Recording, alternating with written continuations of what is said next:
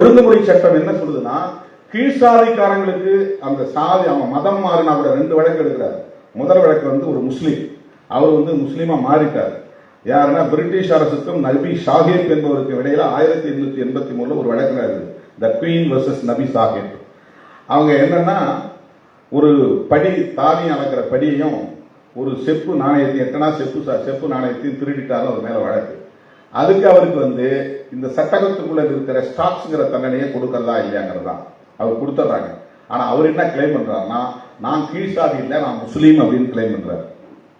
அப்போ இவங்க என்ன தீர்ப்பு சொல்றாங்கன்னா, நீ மதம் மாறினா கூட சாதி தான் எங்களுக்கு அளவுகோல்.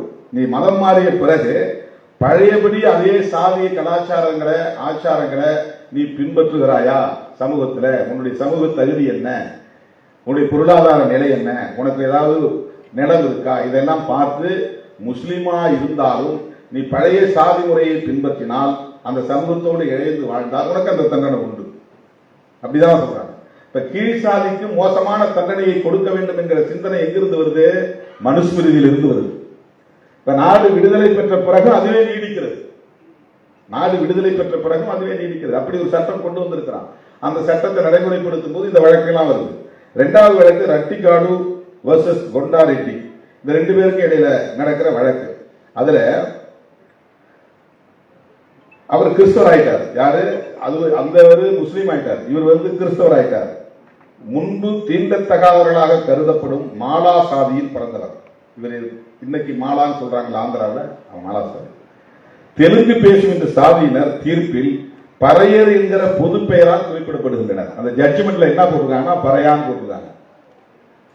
சில பேர் கிளம்பி இருக்கிறான், ரெட்டமலை சீனிவாசன் பறையர்களுக்காகத்தான் பாடுபட்டார் ஒரு குறிப்பிட்ட சாதிக்கான தலைவரா சுருக்கி சொல்றான். அவர் அப்படி பறையர்ங்கிற சாதி பற்றோட ஒரு இயங்கல, அன்டச்சபிள்ஸ் அனைவருக்குமான ஒரு தலைவராக இருந்தார். பறையா என்கிற சொல் என்பது ஒரு பொது சொல், காமன் டெர்மினாலஜி. அது உலகம் முழுக்க சர்வதேசம் முழுவதும் பயன்படுத்தக்கூடிய ஒரு பொது பெயர். அப்பெல்லாம் என்னென்ன சாதி இருக்கிறது யாருக்கும் தெரியாது, பட்டியல்படுத்தப்படல. அப்பெல்லாம் ஷெட்யூல் பண்ணல. தமிழ்நாட்டுக்குள்ள எத்தனை சாதி இருக்கு, ஆந்திராவுக்குள்ள எத்தனை சாதி இருக்கு, அல்லது மதராஸ் பிரசிடென்சிக்குள்ள எத்தனை அன்டச்சபிள் காஸ்ட் இருக்குங்கிறதெல்லாம் யாருக்கும் தெரியாது. அப்படி யாரும் பட்டியல்படுத்தல, ஷெட்யூல் பண்ணல. ஆனா அன்டச்சபிள்ஸ் அவங்கள வந்து பறையாங்கிற ஒரு பொது பெயர்ல அழைத்திருக்கிறாங்க. அது வந்து அந்த ஜட்ஜ்மெண்ட்லயே இருக்கிறது எழுதுறாங்க. பறையர் என்கிற பொது பெயரால் குறிப்பிடப்படுகிறார். தமிழ் பேசுவரிடையே பறையர் என்கிற ஒரு குறிப்பிட்ட சாதி இருந்த போதும் மெட்ராஸ் மாகாணத்தில் அனைத்து தீண்ட தகாதவரையும், மெட்ராஸ் மாகாணத்தினா மெட்ராஸ் மட்டும் நினைக்காதீங்க, தமிழ்நாட்டை மட்டும் நினைக்காதீங்க. மெட்ராஸ் பிரசிடென்சி, ஆந்திரா, இன்றைய தெலுங்கானாவுடைய ஒரு பகுதி, கர்நாடகாவுடைய ஒரு பகுதி, கேரளாவுடைய ஒரு பகுதி, மொத்த தமிழ்நாடு எல்லாம் சார்ந்து சேர்ந்ததுதான் மதராஸ் பிரசிடென்சி. மெட்ராஸ் மாகாணத்தில் அனைத்து தீண்டத்தகாதவரையும் பறையர் என்று அழைப்பதை வழக்கமாக இருந்தது. இப்படி சொல்றாரு. சொல்லிட்டு கிறிஸ்தவனா நீ மாறி இருந்தாலும் முழுமையா கிறிஸ்தவனா மாறாம அந்த பழைய சாதியை பிடிச்சி நீ நின்னா நீ கீழ் சாதிக்காரன் தான் எடுத்துக்குவோம். அப்படிதான் உனக்கு தண்டனை கொடுப்போம். அப்போ இந்த சட்டம் என்ன பாக்குறதுன்னா, ரிலீஜனை ஒரு ஃபேக்டரா எடுக்கல, காஸ்ட ஒரு ஃபேக்டரா எடுக்கிறான். இந்திய மண் முழுவதும் எந்த பிரச்சனையை தொட்டாலும் காஸ்ட் தான் பேசிக் ஃபேக்டர். அதை வச்சுதான் எல்லாத்தையும் முடிவு பண்றான். சட்டத்தை இயற்றுவதாக இருந்தாலும் சரி, வேறு என்ன விதமான ஒரு நிலைப்பாடுகளை எடுப்பதாக இருந்தாலும் சரி, சாதியை ஒரு அளவுகோலா பண்றான். இதுல இந்த வெள்ளக்காரன் என்ன பண்றான், அப்போ வந்து பனாரஸ், அதாவது வாரணாசி, இந்த காசி இருக்கு இல்லையா, காசி மோடியுடைய தொகுதி, அங்க இருக்கக்கூடிய பார்ப்பனர்கள்லாம் போய் உங்க சட்டத்துல பிராமணர்களுக்கு மரண தண்டனை இருக்கு, பிராமணர்களுக்கு மட்டும் மரண தண்டனை இருந்து விலக்களிக்க வேண்டும், உடனே விலக்கு கொடுத்துறான். பிராமணர்களுக்கு மரண தண்டனை இல்லை. இது எங்கோட பொருத்தி பார்க்க வேண்டியது? மனுஸ்மிருதியோட பொருத்தி பார்க்க வேண்டியது. ஏன்னா மனுதர்மம் அதான் சொல்லுது. மனுதர்மம் அதான் சொல்லுது. இந்த மன்றம் என்ன சொல்றாரு, ஏன் நீங்க இப்படிலாம் செய்றீங்க, ஒரு முற்போக்கான ஒரு ஆளா இல்லாம ஏன் அதை செய்றீங்க அப்படிங்கிறது என்ன அவரே என்ன சொல்லியிருக்கிறாரு,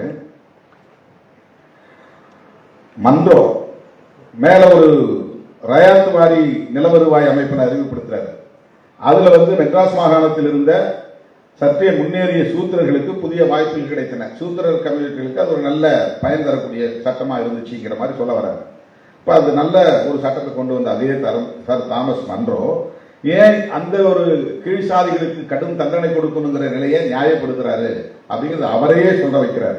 அது என்ன சொல்றாருன்னா, இந்துக்களிடையே ஆதிக்கம் செலுத்திய பிரிவினருக்கு கீழ்சாதியினர் மீது இருக்கும் வெறுப்பினை, இந்த ஹேட்ரட் பாலிடிக்ஸ்ங்கிறாங்களே, ஹெட் பாலிடிக்ஸ், வெறுப்பு அரசியல்.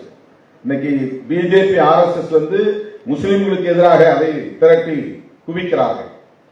ஆனால் இந்தியாவில் நீண்ட நெடுங்காலமாக உழைக்கும் மக்களுக்கு எதிரான, கீழ்சாதி மக்களுக்கு எதிரான ஒரு வெறுப்பு அரசியல் நீண்ட காலமா இருக்கு. அந்த வெறுப்பினை தண்டனை கொள்கை மூலமாக நிறுவனப்படுத்துவதால் அவர்களின் ஆதரவையும் வென்றுவிடலாம் என்று நினைத்ததை குறிப்பாக உணர்த்துகிறார். என்னன்னா, மேல்சாதிக்காரர் நமக்கு சப்போர்ட்டா இருக்கணும்னா கீழ்சாதிக்காரனுக்கு நாம கடும் தண்டனை கொடுக்கணும். அப்பதான் அவனை சாட்டிஸ்ஃபை பண்ண முடியும், அவனை திருப்திப்படுத்த முடியும்.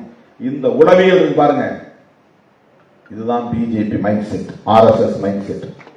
ஏன் அவங்க வளரக்கூடாது, இங்க ஏன் காதுன்றக்கூடாது, அவங்க வந்தா என்ன ஆகும், இன்னைக்கே டெல்லியில இருக்கிறதுனால என்ன நடந்துகிட்டு இருக்குங்கிறது உங்களுக்கு தெரியும். எப்படிப்பட்ட சட்டங்களை அவங்க கொண்டு வராங்க. இதுவரையில் இந்திய நாடாளுமன்ற அரசியல் வரலாற்றில் இல்லாத அளவுக்கு ஒரு எதேச்சதிகாரமான போக்கை, பாசிச போக்கை, எதை பற்றியும் கவலைப்படாமல், எந்த பொலிட்டிக்கல் எத்திக்ஸும் இல்லாமல் அவங்க நினைத்ததை சட்டமாக்குகிறார்கள். அதுல ஒன்றுதான் CAA. மிக மோசமான ஒரு கொடிய சட்டம், வக்ஃபு திருத்த சட்டம், மிக மோசமான ஒரு கொடிய சட்டம். இப்படி சொல்லிட்டே போலாம். இப்ப வந்து கொண்டு வந்திருக்கிற இந்த சட்டம் நம்ம எதிர்த்தோம். SIR எதை பத்தி அவங்க கவலைப்படல, எந்த பொலிட்டிக்கல் எத்திக்ஸும் அவங்களுக்கு கிடையாது. ஏன்னா அவங்க நினைச்சதை சாதிக்கணும். அவங்க என்ன நினைக்கிறாங்க அப்படின்னா, இந்த கீழ்சாதிக்கு எதிரான வெறுப்பு. கீழ்சாதினா என்ன? பிராமணர்களை பொறுத்தவரை நாம 4 வர்ணம் சொல்றோம், பிராமணர்களை பொறுத்தவரை 2 வர்ணம் தான், பிராமணர் சூத்திரர், அவ்வளவுதான். நாம தான் திரும்ப திரும்ப 4 வர்ணம் சொல்லிட்டு இருக்கிறோம். அவங்க அதை அக்செப்ட் பண்றது கிடையாது. இந்திய சமூக கட்டமைப்புல 2 வர்ணம் தான். அதுக்கு என்ன காரணம் சொல்றாங்கன்னா, பரசுராமர் எல்லா சத்திரியர்களையும் கொண்டுட்டாருன்றான். பல்லாயிரக்கணக்கான மன்னர்களை எல்லாம் அவங்க குடும்பத்தோட இனப்படுகொலை செய்துட்டாரு பரசுராமர். அது வந்து ஜெனோசைட். சத்திரியர்கள் கூட அழைச்சாச்சு. அப்புறம் பிராமணர்கள் வந்து வைசியர் ஒரு சமூகம் இருக்குங்கிறத அவங்க ஒத்துக்கிறது கிடையாது. அப்படி ஒரு வர்ணம் கிடையாது. நான் உயர்ந்தவன், நீங்க எல்லாம் தாழ்ந்தவர்கள். இதுதான் பிராமணிக்கல் மைண்ட் செட், இதுதான் பிஜேபி மைண்ட் செட், இதுதான் RSS மைண்ட் செட். இதை புரிஞ்சுக்கணும்னா பெரியாரை படிக்கணும், இதை புரிஞ்சுக்கணும்னா இந்த நூலை படிக்கணும். இது ஏதோ நாம பிராமணர்கள் மீது வெறுப்பு கொண்டு பேசுவதாக கருதக்கூடாது. அப்படி யாரும் நம்ம தனிநபரை வெறுக்கிறது இல்லை, அப்படி வெறுக்கிறது கிடையாது. தோழர் விஜயசங்கர் அவர்கள் இந்த மேடையை வந்து நம்மோடு அமர்ந்து ஐயா ஆசிரியர்களோடு இருந்து இந்த அரசியலை பேச முடிகிறது என்றால் கருத்தியல் ஒற்றுமை, கருத்தியல் ஒற்றுமை. இங்க இந்த இடத்துல நம்ம யாரும் சாதி பார்க்கிறது கிடையாது, வர்ணம் பார்க்கிறது கிடையாது. அது கூடாது என்பது தானே. சாதியவாதிகள்லாம் என்ன வந்து இவர் பொதுவான தலைவர் கிடையாது, இவர் தலித்து அப்படின்னு ஒதுக்கி முத்திரத்தை பார்க்கலாம். இந்த தலித்துகளிலே இருக்கிறவெல்லாம் எங்களெல்லாம் தலித்துன்னு சொல்லக்கூடாது, திருமாவளவன் பறையன் அப்படின்னு உத்தரவத்தை பார்க்கலாம். பறையர்களே பிழைப்புவாதி என்ன பண்றான், இவர் பறையரே இல்லை, பறையருக்கு எதிரி அப்படிங்கிறான். இதெல்லாம் ஏன் சொல்றாங்கன்னா, நான் பெரியாரின் பிள்ளையாக இருப்பதுதான் காரணம். நான் திமுகவை ஆதரிக்கிறேன்னா அது வந்து திமுகவோட இருந்து நம்ம பதவி பெறலாங்கிறதுக்காக இல்லை. நான் பெரியார் பாசறையில் பயின்றவன் என்பதனால் திமுகவை நான் ஆதரிக்கிறேன், அவ்வளவுதான். Very simple. உடனே திமுகவுக்கு கொத்தடிமை, திமுகவுக்கு 2 சீட்டு 3 சீட்டு, அது கூட உன்னால வாங்க முடியாமதான் நீ கிடைக்கிற வெளியில ஒரே ஒரு கவுன்சிலர் சீட்ல கூட உன்னால ஜெயிக்க முடியும். அது என்ன பெருமை? பாலிடிக்ஸ்ல வந்து ஸ்ட்ராட்டஜி தான் முக்கியம். யாரோட கூட்டணி சேரணும், எப்படி வெற்றி பெறணும், எப்படி அதிகாரத்தை பகிர்ந்து கொள்ளணும் அப்படிங்கறதா வந்து ஸ்ட்ராட்டஜி. அந்த அடிப்படையில் தான் இன்னைக்கு வந்து தமிழ்நாட்டு அரசியல் வரலாற்றில், ஏன் தென்னிந்திய அரசியல் வரலாற்றில் இதுவரையில் நிகழ்த்த முடியாத சாதனையை விடுதலை சிறுத்தைகள் கட்சி நிகழ்த்தி இருக்கிறது.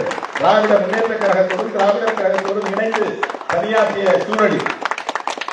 இந்த அதிகாரத்துக்காக நான் பணியாற்றல. இப்ப கூட ஐயா அவர்கள் ஒரு புத்தகத்தை பிடிக்கும்போது பிடிங்க, 3வது குரல் சும்மா இருக்கக்கூடாது, பிடிங்க அப்படின்னா அதை உரிமையோட சொல்றாரு, அந்த உணர்வோட சொல்றாரு. இன்னைக்கு தமிழகத்தில் முதுபெரும் தலைவர், மூத்த தலைவர், அவர் தான் இன்னைக்கு நம்முடைய திராவிட அரசியலின் மையமா இருக்கிறார். அவர் வந்து மனப்பூர்வமாக விடுதலை சிறுத்தைகளை 3வது குரல் என்று சொல்லுகிறார் என்றால் எந்த எதிர்பார்ப்பும் கிடையாது, என்னை திருப்திப்படுத்த வேண்டும் என்கிற தேவை அவருக்கு கிடையாது. கருத்தியல் அடிப்படையிலே அவர் திருமாவளவனையும் விடுதலை சிறுத்தைகளையும் முழுமையாக புரிந்திருக்கிறார், உணர்ந்திருக்கிறார், ஏற்றுக்கொண்டிருக்கிறார். அதுதான் முக்கியம். மனோஜ் மித்ரா அவர்கள் தமிழ்நாட்டிலே இருந்திருந்தால் ஒன்று திராவிடர் கழகத்திலே இருப்பார், இல்லை என்றால் விடுதலை சிறுத்தை கட்சியிலே இருப்பார். அந்த பார்வை அவரிடத்திலே இருக்கிறது, அந்த தெளிவு அவரிடத்திலே இருக்கிறது. இதை நாம் புரிந்து கொள்ள வேண்டும். அதுல சர் தாமஸ் மன்றோ என்ன சொல்றாருன்னா, ஆதிக்கம் செலுத்தக்கூடிய சமூகத்தினரின் ஆதரவை பெறுவதற்கு தண்டனை கொள்கைகளை நிறுவனமயப்படுத்துவது அவசியமானது. இந்த மைண்ட் செட்டை புரிஞ்சுங்க. பிஜேபி தமிழ்நாட்டுக்குள்ள வளர்ந்தா என்ன ஆகும்? அது வெறும் சராசரியான அரசியல் கட்சி கிடையாது.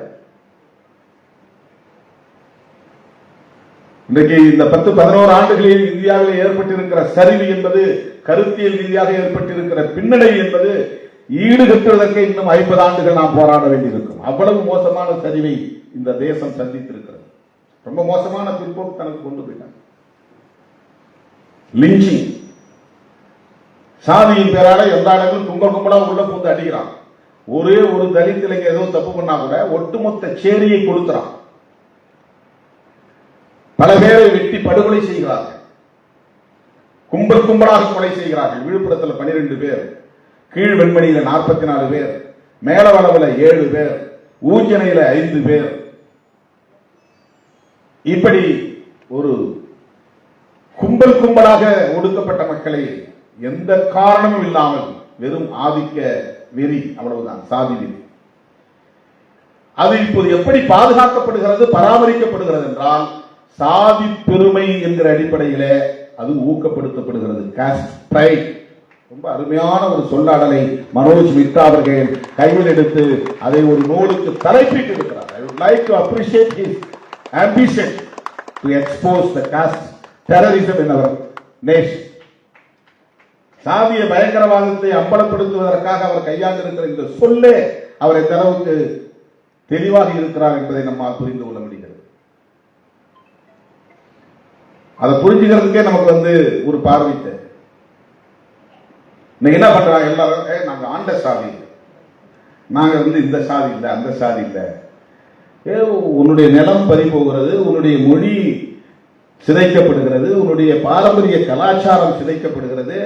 மெல்ல மெல்ல எல்லாவற்றையும் அவர்கள் கபலீகரம் செய்து வருகிறார்கள். அதை பற்றி உங்களுக்கு கவலை இல்லை. புதிய புதிய சட்டங்களை கொண்டு வந்து உன் எதிர்கால சந்ததிகளை நசுக்க பார்க்கிறார்கள், அடிமைப்படுத்த பார்க்கிறார்கள். அதை பற்றி இவனுக்கு பார்வை கிடையாது. நான் ஆண்ட வம்சம், அரச வம்சம். இந்த சாதி பெருமையை ஊக்கப்படுத்துகிற இயக்கம் RSS சங் பரிவார அமைப்புகள். ஏன் அதை பண்றான்னா, ஒன்று புரிஞ்சுக்கணும். முஸ்லீம்ல குர்ஆனை கொடுத்து படி அப்படின்னு சொன்னா அவன் போதும், அவனுக்கு அல்லாஹ் ஒருவரே போதும் அப்படின்னு போயிடுவான். ஈஸியா அவனை கன்சால்டேட் பண்ண முடியும். அல்லாஹ்வை சொல்லி கன்சால்டேட் பண்ண முடியும், ஒருங்கிணைக்க முடியும். கிறிஸ்தவன்கிட்ட இயேசுவையோ அல்லது மாதா அம்மாவையோ சொல்லி ஒருங்கிணைக்க முடியும். இந்துக்களிடத்துல யாரை சொல்லி ஒருங்கிணைப்பார்? எந்த கடவுளை சொல்ல முடியும்? நான் கிரிட்டிசைஸ் பண்ணல, இது கட்டாயமா நம்ம விவாதிக்க வேண்டிய ஒன்று, பண்ண முடியாது. கடவுளை சொல்லி இவர்களை ஒருங்கிணைக்க முடியாது. அவங்களுக்கு இருக்கிற மாதிரி ஒரு பொது நூல், ஒரு நூல், புனித நூல் எதுவும் இல்லை. இங்க பைபிளை கொடுக்கலாம், இங்க குர்ஆனை கொடுக்கலாம், இங்க என்ன கொடுப்ப? ஒண்ணும் இல்லை. இப்ப இங்க ஃபவுண்டரும் கிடையாது, உனக்கு ஹோலி புக்கும் கிடையாது, ஹோலி டெக்ஸ்ட் கிடையாது. இந்துக்களை ஒருங்கிணைப்பதற்கு ரொம்ப ரொம்ப முக்கியமான ஒரு தேவை என்னன்னா சாதி பெருமை தான். Caste pride is a factor to consolidate Hindus. இந்துக்களை ஒருங்கிணைப்பதற்கு சாதி பெருமை வேணும். அப்ப சாதி, அதுதான் இவனுங்க குடிப்பெருமைன்னு சொல்றாங்க. அதனாலதான் பிஜேபி டீம் நாம சொல்றோம். அது என்ன குடிப்பெருமை? சாதியை ஒழிக்கணும் தான் நான் சொல்லணும். அதுல பெருமைப்படுவதற்கு என்ன இருக்கிறது? சாதியிலே பெருமைப்படுவதற்கு என்ன இருக்கிறது? சாதி பெருமை என்றாலும் குடிப்பெருமைனாலும் ஒன்று. சாதி பெருமிதம் என்பது ஒவ்வொரு சாதியும் நான் வேறங்கிற உணர்வை உண்டாக்குது. அந்த உணர்வு வந்த பிறகு அவனுக்கு இந்துங்கிற உணர்வு மேலும். இந்துங்கிற உணர்வு வரணும்னா சாதி உணர்வு இருந்தாதான் வரும். சாதி உணர்வு விட்டு தமிழன் நாம சொன்னா அவனுக்கு இந்துங்கிற உணர்வு வராது. ஏன்னா சாதி உணர்வு இல்லாத போது இந்து உணர்வு வராது. இந்த உணர்வை, சாதி உணர்வை சிதைக்கிற ஒரு அரசியலாக, வலிமை பெற்ற ஒரு அரசியலாக திராவிடியன் பாலிடிக்ஸ் இருந்தது. இத பெரியாரை எதிர்க்கிறோம் பெயர்ல, திமுகவை எதிர்க்கிறோம் என்கிற பெயரில் ஒட்டுமொத்தமாக ஆரிய எதிர்ப்பு கொள்கையாக இருந்த, பார்ப்பனிய எதிர்ப்பு கொள்கையாக இருக்கிற திராவிட அரசியலையே சிதைக்க பார்க்கிறார்கள். திராவிட அரசியலை எதிர்க்கிறார்கள் என்றால் அம்பேத்கர் அரசியலை எதிர்க்கிறார்கள் என்று பொருள். திராவிட அரசியலை எதிர்க்கிறார்கள் என்றால் தந்தை பெரியாரின் அரசியலை எதிர்க்கிறார்கள் என்று பொருள். திராவிட அரசியலை எதிர்க்கிறார்கள் என்றால் மகாத்மா ஜோதிபா பூலேவின் அரசியலை எதிர்க்கிறார்கள் என்று பொருள். திராவிட அரசியலை எதிர்க்கிறார்கள் என்றால் புரட்சியாளர் அம்பேத்கர், மகாத்மா பூலே ஆகியோர் முன்னெடுத்த சமூக நீதி அரசியலை எதிர்க்கிறார்கள் என்று பொருள். மனோஜ் மிட்டா அவர்கள் பேசும்போது சொன்னார், திராவிடான்னா ஏதோ ஒரு குறிப்பிட்ட பகுதி, ஒரு பர்டிகுலர் ஏரியா அப்படின்னு சுருக்கி பார்க்கறாங்க. அப்படி இல்லை. இது ஒரு நேஷனல் பர்ஸ்பெக்டிவ் தேவை. திராவிடியன் பாலிடிக்ஸ் உள்ள ஒரு தேசிய பார்வை தேவை. ஏன்னா அன்டச்சபிலிட்டிங்கிறது ஒரு குறிப்பிட்ட மாநிலத்துக்குள்ள இல்ல, இது தேசம் முழுவதும் இருக்கிறது. சாதி என்பது ஒரு குறிப்பிட்ட தமிழ்நாட்டில் மட்டும் இல்ல, நம்ம தமிழ்நாட்டில் மட்டும் போராடி சாதியை ஒழிச்சதுக்கு. இந்தியா முழுவதும் இருக்கிற ஒரு பினாமினா இது. இது ஒரு நேஷனல் பினாமினா. காஸ்ட் ஃபேக்டர்ங்கிறது, அன்டச்சபிலிட்டி என்பது, காஸ்ட் வயலன்ஸ் என்பது, டிஸ்கிரிமினேஷன் என்பது, இதெல்லாம் நேஷன் வைடு. அப்ப உனக்கு தேசிய அளவிலான ஒரு பார்வை தேவைப்படுகிறது. ஏன்னா நாம இந்தியாவை ஒத்துக்கிட்டோம், கான்ஸ்டிடியூஷனை ஒத்துக்கிட்டோம். இந்த கான்ஸ்டிடியூஷன் நம்ம ஏத்துக்கிட்ட பிறகு அந்த கான்ஸ்டிடியூஷனை இம்ப்ளிமெண்ட் பண்ணணும். அப்பதான் இங்க சமூகத்துல சமத்துவத்தை உருவாக்க முடியும். அது சமத்துவத்திற்கான ஒரு ஆயுதம். தோழர்களே, மனோஜ் மிட்டா அவர்கள் இது தொடர்பாக 4 வழக்குகளை கையில் எடுத்தார். ஒன்னு அந்த நபி முஸ்லிமா மாறுது, இன்னொன்னு கிறிஸ்துவரா மாறுது, இந்த ரெட்டி காடு ஒண்ணு. அதுக்கடுத்து 2 வழக்கு. அந்த 2 வழக்குகள் என்னன்னா, இது மட்டும் நான் சொல்லி முடிச்சிடறேன், ஐயா அடுத்து பேசணும். சாதியின் விதிகளை ஏற்றுக்கொண்டால், சாதி தலைவர்களின் அதிகாரத்தை ஏற்றுக்கொண்டால், சாதி கூட்டங்களிலும் சடங்குகளிலும் கலந்து கொண்டால், உண்மையில் அந்த சாதிக்காரராக தொடர்ந்தால் அவர் ஒழுங்குமுறை சட்டத்தின் வரம்பிற்குள் வருவார். இதுதான் அவங்க சொல்றாங்க அந்த ரெட்டிக்காடு வழக்குல.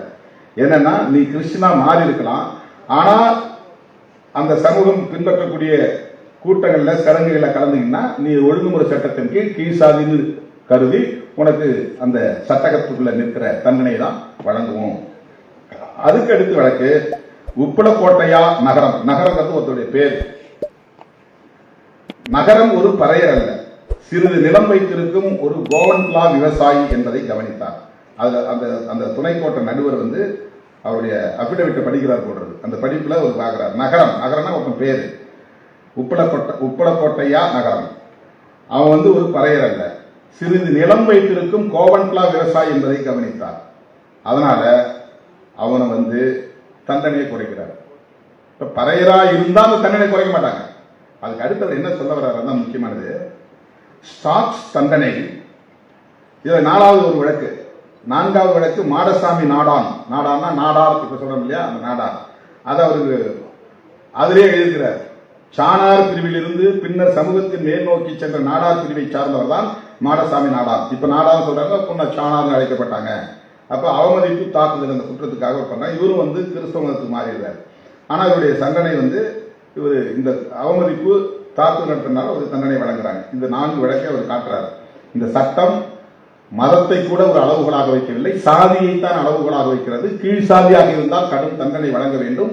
அதை உறுதிப்படுத்துகிற சட்டம் அந்த ஒழுங்குமுறை சட்டம். அந்த சட்டத்தை அறிமுகப்படுத்தியவர் சர் தாமஸ் மன்றோ. அவருடைய மைண்ட் செட் என்னவாக இருந்தது என்றால், நம்முடைய அரசாங்கத்திற்கு மேல்சாதி ஆதிக்க சக்திகள் ஆதரவாக இருக்க வேண்டும் என்றால் கீழ்சாதி மக்கள் மீது அவர்கள் கொண்டிருக்கிற வெறுப்பை தண்டனை கொள்கை மூலம் நிறுவனப்படுத்த வேண்டும். இதுதான் அவருடைய மைண்ட் செட். அதை இதில் நிறுவுகிறார். அதுல இது ரொம்ப முக்கியமான ஒரு செய்தி. ஸ்டாக்ஸ் தண்டனை பிறருக்கு வேண்டுமானால் இழிவானதாக இருக்கலாம், தமக்கு இல்லை என்று எண்ணும் அளவிற்கு இந்துக்களின் ஒரு பிரிவினரின் மனிதத்தன்மையை அழித்திருக்கிறது சாதி. அதாவது கீழ்சாதியா உணரக்கூடியவன் அதை இழிவுன்னு கருதக்கூடாது. அந்த மேல்சாதியா இருக்கிறவனுக்கு வேணா அந்த துளைகள் போடப்பட்ட சட்டகத்துக்குள்ள கால்களை நுழைச்சு நிக்கிற தண்டனை அவனுக்கு இழிவா நினைச்சா அவனுக்கு நினைக்கலாம், தப்பு இல்லை.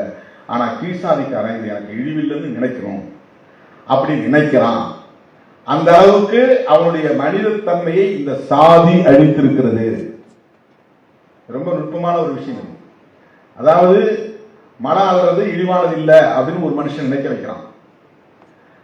மார்பகத்தில் துணி போடாம இருக்கிறது ஒன்றும் இழிவானது இல்லை அப்படின்னு ஒரு சமூகத்து பெண்களை நினைக்க வைக்கிறான். செருப்பு போடாம போறது ஒன்றும் இழிவானது கிடையாது, அது இதெல்லாம் வழக்கம் தான், நாங்க இப்படிதான், நாங்க செருப்பு போடாம தான் போவோம் அப்படின்னு அவனே ஏற்றுக்கொள்கிறார். கோயிலுக்குள்ள நுழையக்கூடாது, அந்த கோயிலும் அவங்க தான் போவாங்க, நாங்க போக மாட்டோம், ஏன்னா நாங்க கீழ்சாதி. இந்த உளவியலை இந்த சமூகம் கட்டமைத்திருக்கிறது. இது எவ்வளவு குரூரமான ஒரு உளவியல், எவ்வளவு கேவலமான ஒரு உளவியல். இந்த உளவியலை இங்கே நிறுவன பயன்படுத்தியிருக்கிறது. நிறுவி இருப்பது எதுன்னா காஸ்ட் ஸ்ட்ரக்சர் தான், இந்த social structure of the Hindu society, அதுதான் அப்படி உருவாக்கி இருக்கிறது. இப்படி 4 வழக்குகளை அவர் சொல்றாரு. சொல்லிட்டு நிறைய இந்த மாதிரியான தரவுகளை, எக்கச்சக்கமான தரவுகள், ஒரு பாராத வச்சுக்கிட்டு நம்ம 1 மணி நேரம் பேசலாம். அவ்வளவு இன்ஃபர்மேஷன்ஸ் இந்த சமூகத்தை பற்றிய ஒரு பெரிய, ஒரு நீண்ட நெடிய ஆழமான ஒரு ஆய்வை நடத்தியிருக்கிறார் எழுத்தாளர் மனோஜ் மிட்டா அவர்கள். அவருடைய இந்த முயற்சியை நான் வெகுவாக பாராட்டுகிறேன். இந்த சாதி ஒழிப்பு களத்திலே போராடக்கூடிய ஒவ்வொருவரும், திராவிட அரசியலை உயர்த்தி பிடிக்கிற ஒவ்வொருவரும், சமத்துவத்திற்காக போராடுகிற ஒவ்வொருவரும் படிக்க வேண்டிய மிக முக்கியமான ஒரு ஆவணம் இந்த நூல் என்பதை சொல்லி இந்த வாய்ப்புக்கு நன்றி கூறி முடிக்கிறேன். நன்றி, வணக்கம்.